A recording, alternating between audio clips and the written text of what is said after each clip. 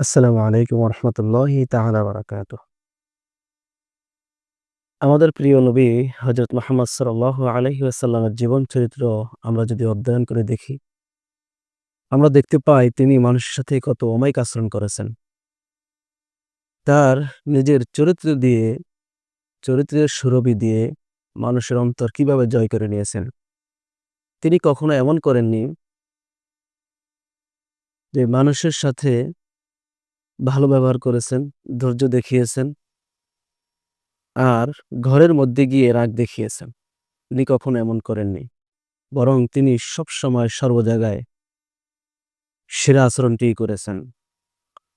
চাষ্ট ও তাহাজ্জুদ নামাজের মতোই তিনি মানুষের সাথে উত্তম ব্যবহারকে ইবাদত মনে করতেন।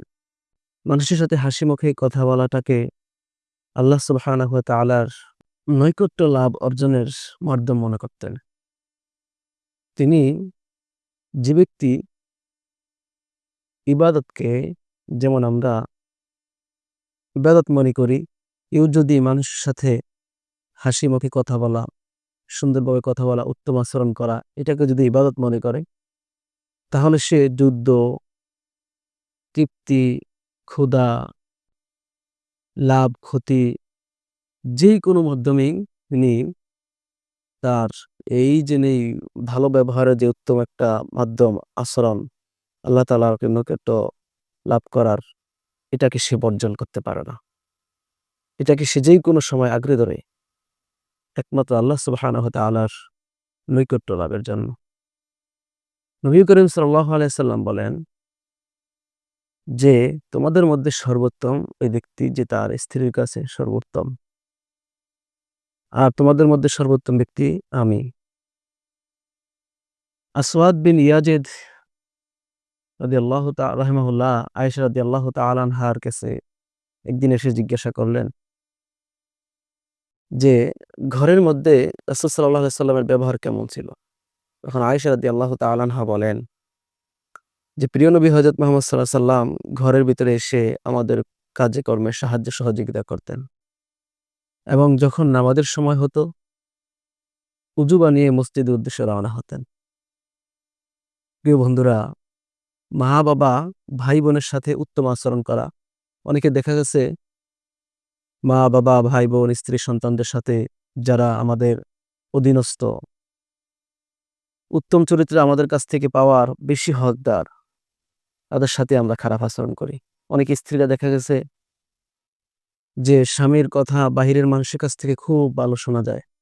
যে সে অনেক উদার, নম্র, ভদ্র, সে মানুষের সাথে ভালো ব্যবহার করে। কিন্তু দেখা গেছে ওই স্বামী যখন ঘরে আসে, তখন আর ওই ব্যবহার থাকে না। তখন সে হয়ে যায় পাষাণ, নির্দয়। সে হয়ে যায় ঝগড়াটে, খিরকিটে মেজাজের। একদিন আবু লায়লা রাদিয়াল্লাহু তাআলা আনহু নবী করিম সাল্লাল্লাহু আলাইহি সাল্লামের কাছে বসেছিলেন। এমন সময় হঠাৎ হাসান অথবা হোসাইন রাদিয়াল্লাহু তাআলা আনহু, ছোটকালের অবস্থা, নবী করিম সাল্লাল্লাহু আলাইহি সাল্লামের কাছে আসলেন। নবী করিম সাল্লাল্লাহু আলাইহি সাল্লাম তাকে আদর করে নিয়ে নিজের কোলে বসালেন এবং কিছুক্ষণের মধ্যেই সে নবী করিম সাল্লাল্লাহু আলাইহি সাল্লামের কোলে পেশাব করে দিলেন। আবু লায়লা তিনি বলেন যে, আমি দেখলাম নবী করিম সাল্লাল্লাহু আলাইহি সাল্লামের কোল থেকে পেশাব গড়িয়ে পড়ছে। এরকম দেখে আমি আমার হাত বাড়িয়ে দিলাম তাকে নেওয়ার জন্য। নবী করিম সাল্লাল্লাহু আলাইহি সাল্লাম বলেন, তুমি তাকে ভয় দেখিও না, বরং সে পেশাব করুক।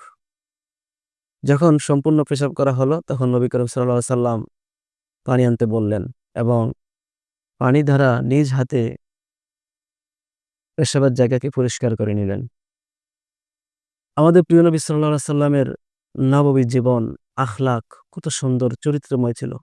নবী করিম সাল্লাল্লাহু আলাইহি সাল্লাম এই আখলাককে নিজে বাস্তবায়ন করেছেন এবং অন্যকেও তা প্রশিক্ষণ দিয়েছেন। এ কারণেই যুবক, বৃদ্ধ, শিশু, কিশোর সবাই নবী করিম সাল্লাল্লাহু আলাইহি সাল্লামকে ভালোবাসতেন। প্রিয় বন্ধুরা, সিদ্ধান্ত আপনার। অন্ধকারকে গালি না দিয়ে প্রদীপটি মেরামত করে নিন।